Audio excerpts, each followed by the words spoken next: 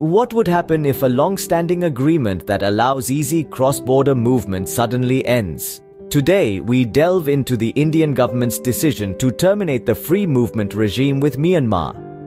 The Free Movement Regime, or FMR, was a unique accord established in the early 1970s. It was designed to allow residents living along the India-Myanmar border to visit each other's territory up to a distance of 16 kilometers without needing a visa. It was a system that fostered both cultural exchange and economic linkages. But now, that era of easy movement is coming to an end. The Indian government has decided to terminate the FMR.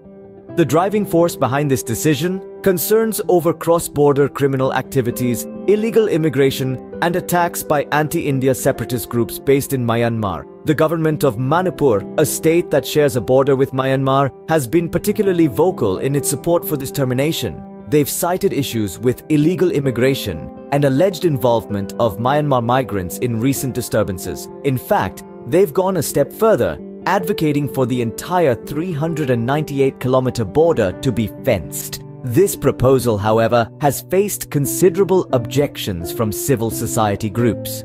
The termination of the FMR could have profound implications not just for the government, but for the residents living along the border as well.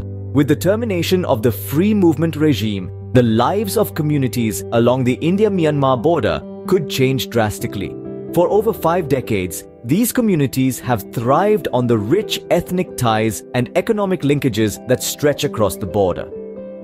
The free movement regime, introduced in 1970, has been a vital lifeline for these communities, allowing them to visit each other's territories up to a distance of 16 kilometers without a visa.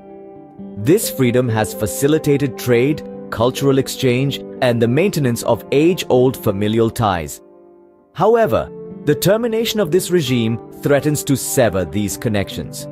We are already witnessing potential opposition from local groups and political parties. For instance, the Naga Students Federation in Nagaland has sounded the alarm, calling for a meaningful dialogue with the Naga community. Their plea is simple: find a solution that respects their historical rights and aspirations. In Mizoram, the sentiments are similar. The state's chief minister and the Young Mizo Association have openly expressed their opposition to the termination of the free movement regime and the installation of a border fence.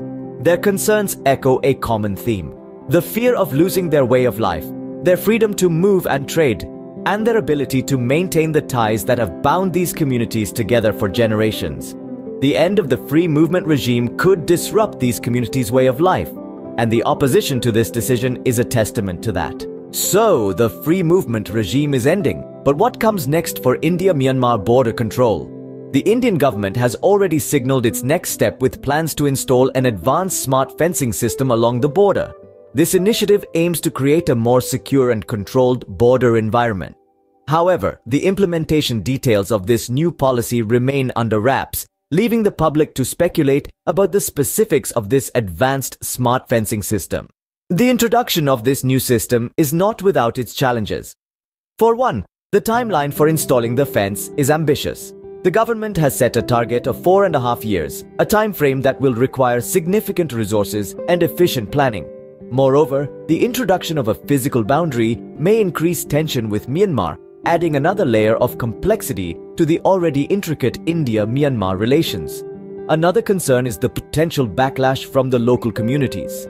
Groups like the Naga Students Federation and the Young Mizo Association have already expressed their opposition to both the termination of the free movement regime and the installation of the border fence. They're calling for a meaningful dialogue, seeking a solution that respects their historical rights and aspirations. This opposition underscores the critical need for the government to maintain open communication with these communities during this transition period.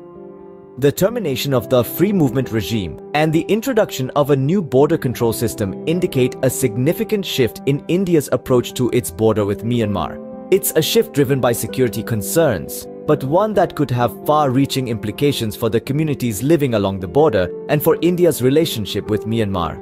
As we await further details on this new policy, one thing is clear: the termination of the free movement regime marks a significant turning point in India-Myanmar relations.